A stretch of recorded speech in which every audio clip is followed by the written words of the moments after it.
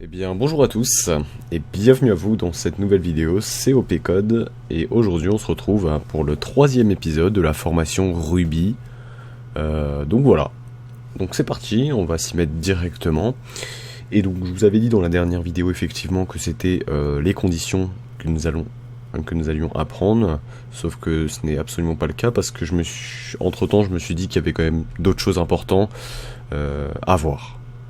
Donc notamment ce qu'on appelle les concaténations et les opérateurs, etc. Donc voilà, on va voir cela aujourd'hui. Aujourd'hui, la vidéo va peut-être être un peu longue, donc voilà, j'espère que ça va pas un peu gâcher le truc.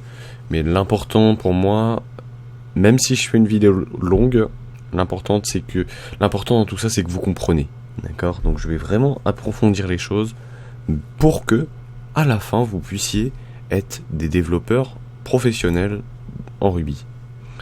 Donc voilà. C'est parti alors. Donc, hop, c'est parti. Donc aujourd'hui on va travailler, la plupart du temps au début on va travailler un peu avec notre terminal, donc notre CMD, dans l'interpréteur Ruby. Pour y accéder, toujours pareil, IRB, entrée. Ensuite vous attendez un peu, et nous allons à présent rentrer effectivement dans l'interpréteur Ruby. Donc bon là, faites pas attention à ce que j'ai fait, c'était juste pour un chou en fait, hein, c'était juste pour faire une commande système, fait bon. Enfin bon, vous comprenez tout ça, vous comprendrez tout ça à la fin du cours, à la fin de la formation complète. Donc c'est parti, écoutez, c'est parti. Donc les opérateurs. Alors, faut savoir que votre ordinateur, effectivement, il fait des calculs, en fait il fait que ça des calculs, hein, votre ordinateur, d'accord? Donc l'important c'est quoi? Dans un langage de programmation, il existe ce qu'on appelle des opérateurs. Les opérateurs, c'est comme en mathématiques, d'accord? Donc on a les opérateurs tels que plus, d'accord, moins, diviser, multiplier, et on a un autre qui s'appelle modulo. Je vais vous expliquer son utilisation juste après. Donc voilà. On va revenir ici. C'est parti. Une fois que ça c'est fait, donc là je vais vous montrer qu'on peut faire des simples calculs via l'IRB. D'accord? Si vous faites 1 plus 1, ça fait 2. Il n'y a pas de souci. Si vous faites 1 fois 1, ça fait 1. Si vous faites 1 moins 1, ça fait 0. Voilà. Si vous faites 1 divisé par 1, ça fait 1. Et maintenant, par contre, si vous faites modulo de 1, ça fait 0. Parce que le modulo, en fait, va vous donner le reste de votre division. D'accord? De votre division euclidienne. Donc voilà. Voilà. C'est des opérateurs. Donc vous pouvez très bien faire... ceci plus ceci, voilà, ça donne ça. Voilà. Il n'y a pas de souci. Vous pouvez faire plus voilà, moins 45. Voilà, ça vous donne le bon calcul. Voilà. D'accord? Donc c'est très intéressant. Parce que vous pourrez faire n'importe quel calcul très rapidement. D'accord? Voilà. Bref, voilà. Vous pouvez vraiment trouver tout en fait. Hein. C'est très intéressant comme calcul, comme interpréteur. Bien évidemment, tout cela, vous pouvez les utiliser dans votre programme Ruby. D'accord? Parce que c'est bien beau, mais nous on va pas développer sur un IRB tout pourri là. Donc voilà, nous ça nous intéresse pas d'un côté en fait. Hein. Voilà.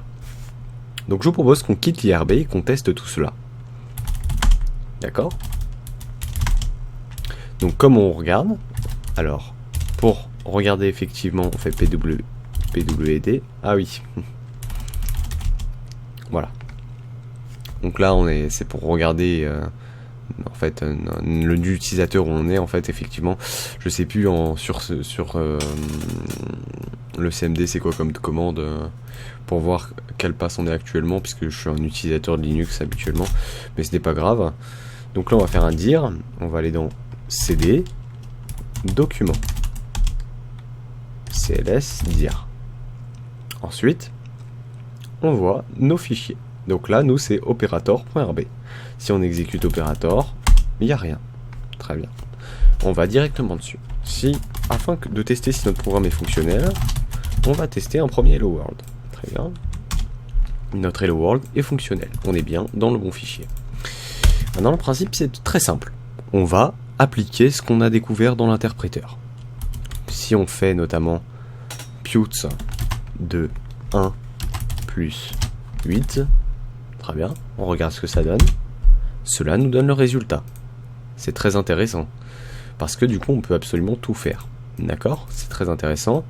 Donc, je vous propose qu'on commande comme habituellement, d'accord? Donc, pour ce faire, on fait comme ça.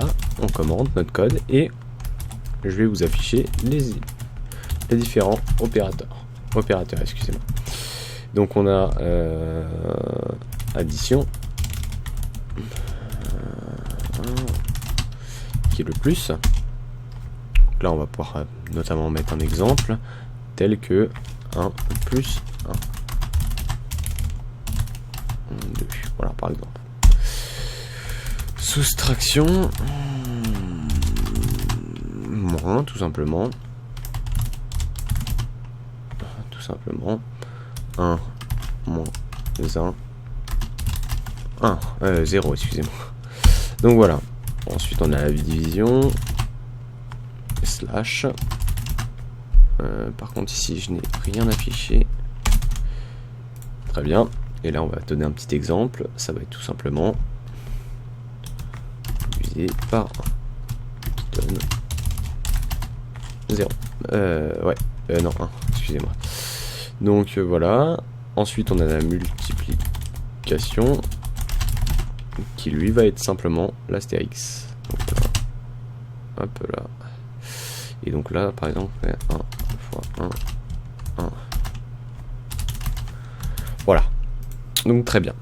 Il n'y a pas de souci, donc c'est pas très compliqué, et voilà. Donc ça, c'est tout ce qui est opérateur. D'accord? Voilà. Et oui, j'ai oublié un modulo. D'accord, modulo, qu'est-ce que c'est? Ça va tout simplement être %. Donc ça va faire... Donc là, je vais pas vous mettre la règle de calcul, mais je vais vous décrire un peu. C'est un retour. Enfin plutôt, retourne le reste d'une division euclidienne. Donc ça, le modulo, j'ai pas eu souvent affaire à ça.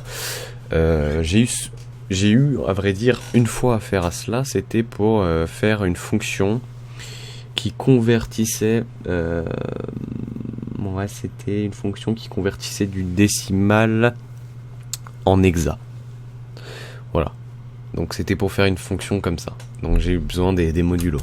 Voilà, en hexadécimal. Voilà. Donc là on a les différents opérateurs, donc c'est très intéressant. Alors, maintenant que je vous ai montré ces opérateurs, vous allez vous dire, ok, mais admettons maintenant, je fais ça. D'accord? Qu'est-ce qui va se passer selon vous? On va avoir une erreur. Parce que quoi? Vous lui dites de calculer un string, donc une chaîne de caractères, avec un integer, ce qui n'est pas possible. D'accord? Donc, le principe maintenant, ça s'appelle de la concaténation. Ça veut dire que maintenant, admettons que vous voulez convertir plutôt votre chaîne de caractères 1 en integer, vous allez utiliser la fonction .to i. D'accord? Et on va retester. Et ça donne bien 9. D'accord? Ça convertit votre chaîne de caractères en i. Maintenant, vous allez me dire, ok, très bien. Mais ça sert à quoi? En fait, il faut savoir un truc, c'est que il y a ce qu'on appelle la concaténation. D'accord? Si maintenant j'ai hello, d'accord? Et que là, je fais plus, et que là, je mets world. Très bien. Qu'est-ce que ça va donner? En fait, voilà ce que ça va donner, tout simplement. Ça va concaténer. Concaténer. La concaténation, c'est le fait de mettre plusieurs chaînes de caractères sur la même, à l'endroit où vous souhaitez, en fait. Hein. Mais ça, on va plus. Donc, je vais vous le montrer avec un cas concret, c'est-à-dire les variables. Donc, ça va être très intéressant. Donc là, c'est très simple. On a une variable qui va stocker, je sais pas, qui va stocker hello. Voilà, hello, très bien. Une autre qui va stocker world, très bien. Maintenant, si vous faites puts de hello plus world, très bien. On regarde ce que ça donne. On a un hello world qui est concaténé. Si vous vouliez mettre éventuellement un espace entre les deux, vous faites plus, vous faites un espace ici, et vous refaites plus, comme cela. Ça fait une concaténation de la variable, avec une petite chaîne de caractères où il y a un espace, plus la concaténation de world, de la valeur de world. Ce qui donne hello world. Voilà. Donc voilà. Bien évidemment, en Ruby, on a simplifié tout ça, d'accord. Au lieu d'utiliser les plus, on a ce qu'on appelle des flags, d'accord. Alors, on va regarder un peu sur Google, d'accord, les flags. Alors, il existe plusieurs types de concaténation en Ruby, bien évidemment. Flag, concat, Ruby. Par exemple, concaténate Ruby variable. Voilà. Alors, hop là, hop là, hop là, hop là. Où est-ce qu'ils vont m'afficher les flags? Ah ouais, attendez. Hop là, string concatenation. Hop. Là, il vous montre effectivement les plusieurs types de concaténation. Voilà, les concats, voilà, comme ça, il n'y a pas de souci. Après, c'est pas très utile à la limite. Hein. Alors, attendez. Est-ce qu'ils vont montrer? Non, ils vont pas montrer. Donc, en gros, il y a ce qu'on appelle des flags. Je les ai plus en tête. Je vais vous remettre ça dans la description. Mais aujourd'hui, on va pas utiliser les flags. La plupart du temps, ce qu'on utilise, c'est une méthode de concaténation très simple. Donc on va reprendre nos variables de tout à l'heure. Hello égale hello. World égale